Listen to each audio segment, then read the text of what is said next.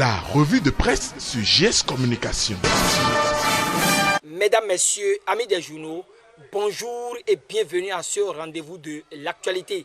Je ne peux sous aucun prétexte ne pas vous livrer le visage des journaux paru ce jour.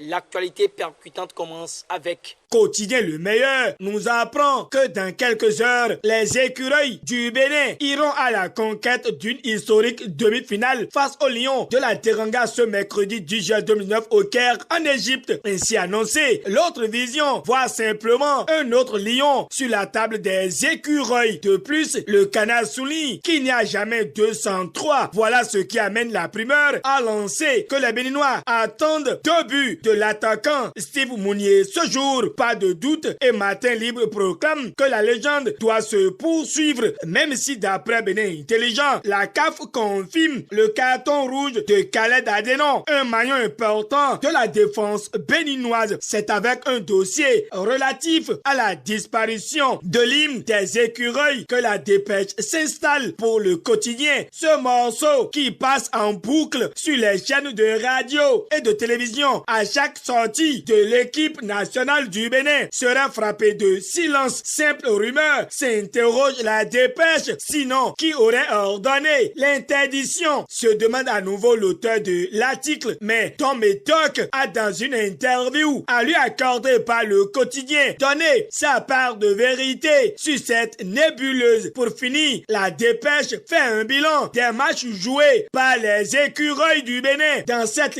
CAN et découvre que c'est une équipe de plus en plus vorace qui affrontera les Lions de la Teranga dans les heures à suivre. Fraternité invite tous à s'unir derrière les écureuils chez qui nous attendons une grande prouesse cet après-midi. Dans le rang des supporters, c'est la joie car Mathurin Téjacus, suivant l'Audace Info, leur a dopé le moral avec une enveloppe financière de 10 millions de francs CFA. Parlant de prouesse, le gouvernement en place s'active farouchement pour la réaliser dans plusieurs secteurs. Ici, Nord-Sud Quotidien prend la lutte contre la corruption et l'impunité, puis signale qu'il y a déjà des résultats probants qui consolident le combat. Informé, Libération révèle que plus de 200 milliards de francs CFA d'économie a été réalisé sous la rupture. Le potentiel confirme et affiche en manchette que l'État béninois empêche le vol de 200 milliards de francs CFA. De son côté, l'opinion aujourd'hui nous apprend qu'à la 45e session de l'Assemblée parlementaire de la francophonie, Louis Béounou Flavonou, l'actuel président de l'Assemblée nationale, a évoqué les réformes inhérentes pour l'assainissement du paysage politique au Bénin. Suivant la nation, le numéro 1 des députés béninois éclaire l'Assemblée parlementaire francophone à Abidjan. Pour Bénin Intelligent, Louis Flavonou défend les réformes du système partisan. Pendant ce temps, Libération était aux côtés de Patrice Talon pour son adhésion à l'accord de création de la zone de libre-échange continentale africaine tenue à Niamey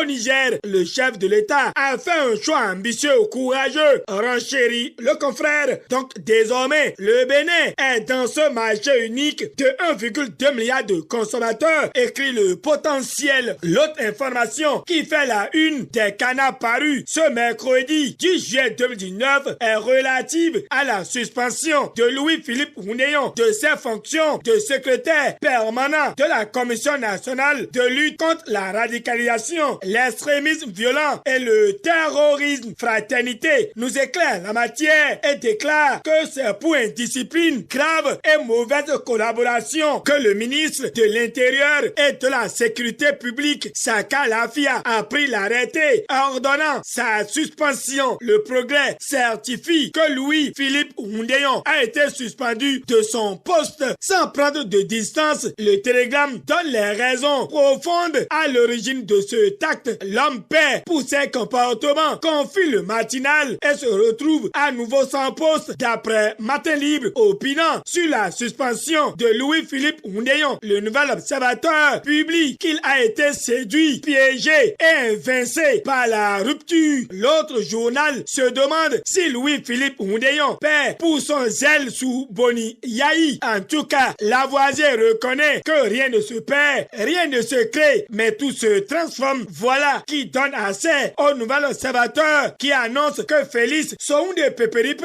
sera à l'honneur au Caire pour la célébration par l'Association internationale de la presse sportive des journalistes sportifs internationaux, totalisant plus de 10 cannes. Les 4 vérités croient savoir que l'incontournable Peperipe sera honoré au Caire le samedi prochain. Si Félix Sounde Peperipe doit encore attendre quelques jours avant d'être honoré, le révélateur révèle que les résultats du bac session unique de juin 2019 seront donnés ce jour. Encore quelques heures de suspense, s'exclame le révélateur. Quotidien d'Abarou sort de son mutisme et jette un regard dans l'univers des parchemins scolaires au Bénin. Pour lui, le marché de l'emploi est de plus en plus exigeant sur la compétence, l'expérience et le niveau d'études des demandeurs. Au regard de cette évolution, le certificat d'études primaires CEP est très peu demandé dans les administrations, les concours et même lors des opportunités d'emploi au Bénin. Néanmoins, son caractère de diplôme de base garde toujours son sens. Faut-il le supprimer ou donner une nouvelle orientation à ce diplôme? S'interroge Quotidien d'Abarou, qui pense pour finir que cette question suscite assez de polémiques et mérite plus de réflexion pour l'avenir de ce diplôme. Fin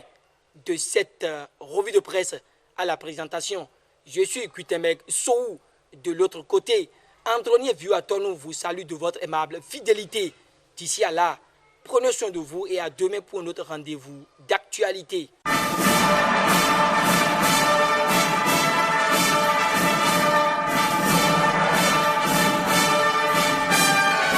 C'était la revue de presse sur GS Communication.